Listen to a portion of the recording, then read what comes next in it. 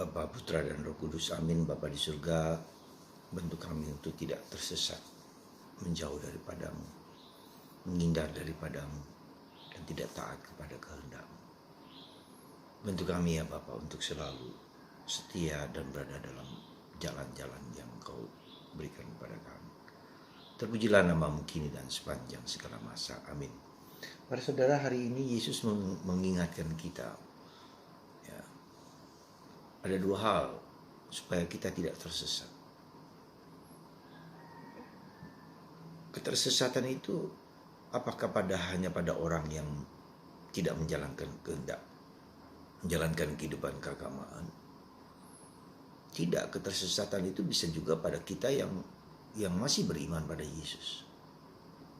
Ya. Jadi pertama-tama kita harus katakan bahwa Yesus mencari orang yang sesat, orang yang berdosa, orang yang menjauh, orang yang murtad. Ya. Mencari dia. Nah, ketersesatan itu sekali lagi pertama-tama mungkin secara fisik, secara kelihatan. Orang tidak lagi ke gereja, orang tidak lagi berdoa, orang tidak lagi, katakanlah orang yang dalam tanda petik gak percaya lagi pada Tuhan, gak peduli lagi. Dan hidupnya juga hidup yang berantakan, yang kacau balau, katakanlah. Jadi kehidupan keagamaan dengan realitas sehari-hari itu sangat sama. Jadi sungguh tidak peduli. I don't care about anything. Jadi hidupnya kacau balau. Itu juga berarti ketersesatan. Ya. Kedua, ketersesatan bisa berarti bahwa mungkin dia beragama, mungkin dia berdoa, mungkin dia meluangkan waktu, ya, kemudian dengan meluangkan waktu itu, tetapi bisa saja hidup kesehariannya hidup yang tidak benar juga. Bisa saja orang yang mungkin berdoa, tapi hidup kesehariannya menjadi pemarah, pemabuk, katakanlah begitu. Jadi hidup sehari-harinya lebih jelek daripada tampaknya hidup doa. Itu juga ketersesatan. Ya, jadi bukan hanya dua-duanya, tapi bisa juga salah satu. Bisa juga, ya, bisa jadi kalau kita dikatakan mungkin dia tidak berdoa, ya, tidak berdoa, tidak menjalankan ritual, kewajiban, tapi hidupnya baik. Apakah itu tersesat atau tidak? Ya, katakanlah seperti itu.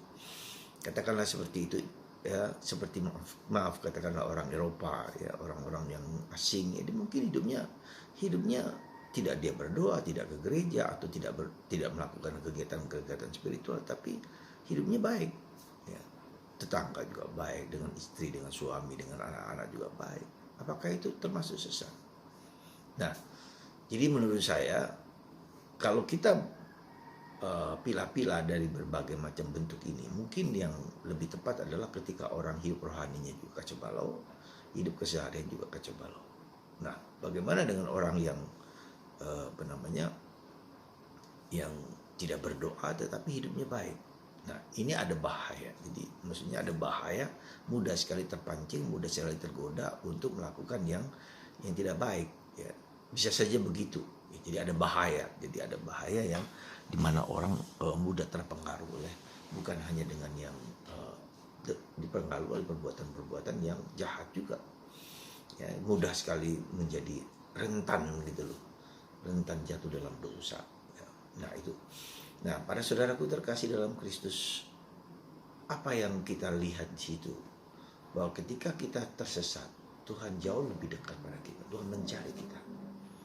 Ya, jadi berbeda dengan pandangan umum pada umumnya, ya, bahwa ketika kita berdosa, ya, kita seperti jauh dari, tapi Tuhan terus mencari, ya, terus menegur, terus mengetuk pintu, Tuhan menyapa dengan berbagai macam cara, lewat berbagai macam hal. Jadi di sini kita bisa melihat Tuhan justru mencari kita ketika kita dalam keadaan yang gak peduli dengan Tuhan, atau gak kecewa dengan Tuhan, atau marah dengan Tuhan. Karena disitulah keadaan yang paling genting dari kehidupan manusia. Nah, saudaraku terkasih dalam Kristus, Tuhan mencari satu domba yang hilang. Satu domba yang hilang dan meninggalkan katakanlah 99. Artinya Tuhan care, sangat peduli, sangat mencintai kita, sangat mengasihi kita ketika kita dalam keadaan yang berbahaya. Ya, Tuhan mencari. Dan itu suatu hiburan yang sangat besar, sangat kuat. ketika kita berada dalam situasi yang genting seperti itu ya, Tuhan selalu dekat, lebih dekat pada kita daripada pada saat-saat mungkin kita siap. Karena ketika orang yang terus berdoa, banyak berdoa, orang yang terus dekat dengan Tuhan, yaitu bahayanya jauh lebih kecil daripada ketika orang menjauh dari Tuhan. Ya, maka saudaraku terkasih dalam Kristus, apa yang harus kita lakukan sebagai orang yang sadar?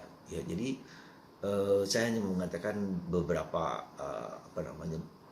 warning gitu. Jadi kita tidak berarti ketika kita secara liturgi, secara ritual berdoa, tidak berarti sekali lagi kita lebih dekat dengan Tuhan. Dan ukurannya adalah bagaimana kita menjalankan kehendak Tuhan, kebaikan, kejujuran, ketulusan, yang benar, yang suci, yang adil, ya, antara yang jujur, antara batin kita mendengarkan hidup batin kita. Jadi ukurannya adalah apakah saya mendengarkan hidup batin saya, apakah saya mendengarkan hati nurani saya yang melakukan yang baik, hindari yang baik, melakukan yang benar, yang tulus, yang murni, yang itu jadi suatu bentuk kesinambungan antara ke atas, ya, relasiku dengan Tuhan dan relasiku dengan sesama.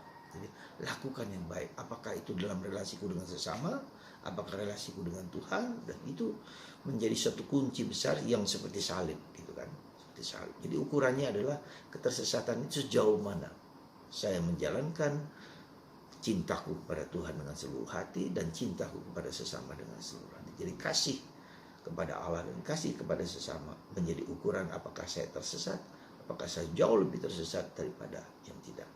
Semoga Anda dan saya bisa memeriksa batin kita masing-masing. Sikap yang demikian semakin menjauh dari Tuhan, semakin menjauh dari sesama, semakin tidak peduli dengan Tuhan dan tidak peduli dengan sesama. Semoga Tuhan memberkati Anda dengan indikasi yang seperti ini. Tuhan memberkati Anda semua. Bapa, Putra, dan